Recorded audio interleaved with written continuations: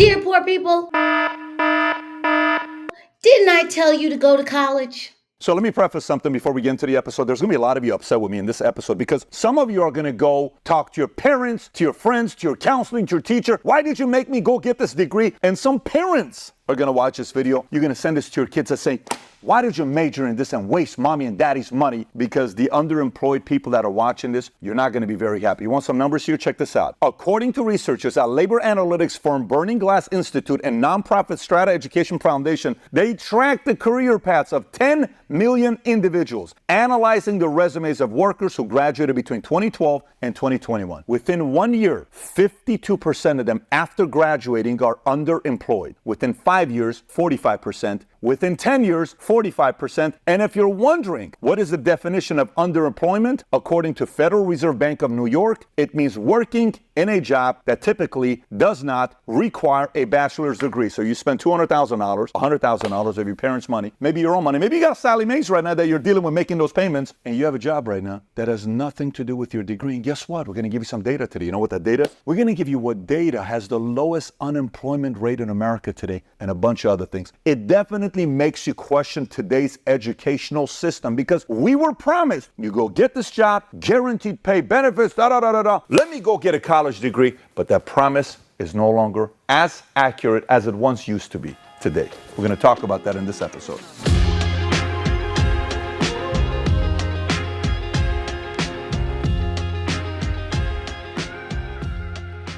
If you get value out of this video, give it a thumbs up and subscribe to the channel. But let's get right into it. Parents, if your kids are not yet going to college, pay attention to this. Kids, if you're watching this, maybe you're 16, 17 years old, pay very close attention. Watch what it says here when it comes down to major choice. Many 18 to 22-year-olds base their major choices on personal interest rather on labor market demand and supply gaps. What does that mean? Pursue your passion and everything's going to be perfect. Oh my God, I love art. I'm going to go work at a museum and I'm going to work as art person at this museum making $32,000 a year, but I'm going to love it. But I live in New York and oh my God, my rent is $4,200. Mom, how am I supposed to pay this rent? You chose fine arts as a major. Nobody told you to do so. Now, again, remember, this is not like a conversation about, oh, let's laugh at you because you took that degree or not. I'm not trying to do that. All I'm saying is if you've done it already, it is what it is. Okay, you've already made the decision. You got to move forward. This is for some other people to create awareness. A lot of this stuff that we read about, the average parent is going to sit there and say, let me actually see why I'm putting money into this degree. Is it even worth it or not? And kids are smarter today than before. They're looking at college. I'm talking to my son. One of my sons says, Dad, I'm not going to go to college. I said, why not? And the other one says, I think I'm going to take a break for 1 year and work within a company. Then I'm going to decide what degree I want to get. Now, of course, they can change right now, but this is their decision because my other kid wants to go to college. No problem, right? But they themselves are talking to their peers and seeing what decision they want to make. Watch this. According to Gallup, confidence in higher education among Americans dropped sharply from 57% in 2015 to 36%. From 57 to 36. Americans do not trust higher education today. So it's wild while we're looking at all this up with college degrees. Then a report comes out, Pew, again, talking about who is most threatened by AI. Oh God, this is a mess. So let me get this. 52% of people who graduate with degrees are not using their degrees, many of whom, according to Patrick Bet-David, shout out to Patrick Bet-David, are underemployed. This is absolutely terrible. Listen, most Americans don't trust the college education and university system. And frankly, the jig is up. It's a scam and everybody knows it's a scam. And there's a couple reasons why, specifically two. First of all, colleges and universities got this major influx of cheap money from the Federal Reserve way back in the 80s. And what happened with that money is it revolutionized education and really for the worse. It made it worse. What it did is it actually created a system where there was parity between students. So a college or university could receive the same federal funding for an A student that it could receive for a D student. So that removed the incentive for colleges to recruit and seek the very best students because they had a price tag on their head all students had a price tag on their head, and they could get just as much money for an A student as a B student. You ask why college education is inflated and the price keeps going up, because the government is paying for it. The government is subsidizing it. So it doesn't matter how much it costs, the government will pay it. You look at all of these student loan buybacks and help me with my student loan programs. You notice what's never said? No one ever asked that the price of tuition be reduced.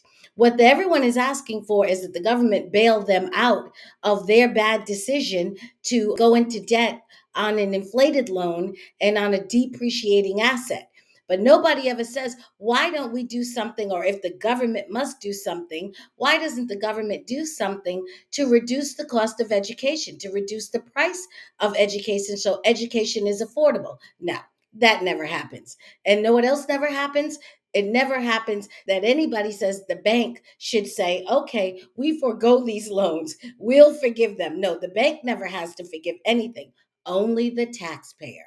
We're the only ones ever asked to have forgiveness. No parity there. Who is most threatened by AI? People with more degrees or people with fewer degrees? And watch what it says. If you look at the chart right here, it says bachelor's, 27% of people with a bachelor's degree, their job can be replaced by AI. So what is the point of this? How should I strategize? If there's ever been an era. This AI, introduction of AI into the workforce is very, very interesting. And stop listening to people who are telling you AI is not going to replace jobs, AI is going to make new jobs. Really?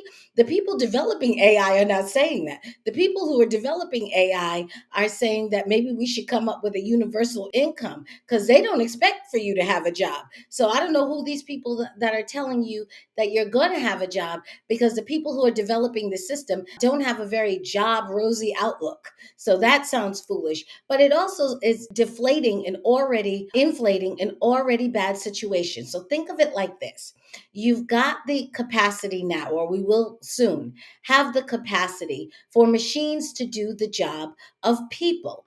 And once that happens, once machines can take over the functions of people, then you look at something like a college degree, which already depreciates. Now, think about how silly this is. You're going to go and get a loan and go into debt. That's what getting a loan is. And go into debt to get an asset, a commodity. What is the commodity? The commodity is the degree. So you're going to go into debt to get a commodity called the degree. And in 12 months, every 12 months, when the clock hits May, the month of May, and people graduate, that asset depreciates by the number of people who graduate with that degree. If you're going to get a degree, and believe me, I am not advising it, but if you're going to get a degree in something the least amount of people graduate in. At least it'll hold its value longer, like a car, like a house, like anything that could, like jewelry, that anything that could depreciate.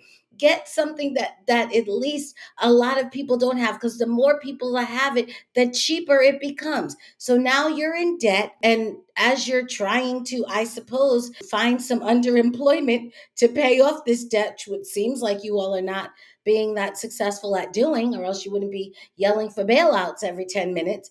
Then what happens is you are in a doom loop. You're spending more money year after year for a degree that's depreciating as you're spending it. And you're saying to yourself, I'm paying more and getting less. Who would do something like that? Poor people.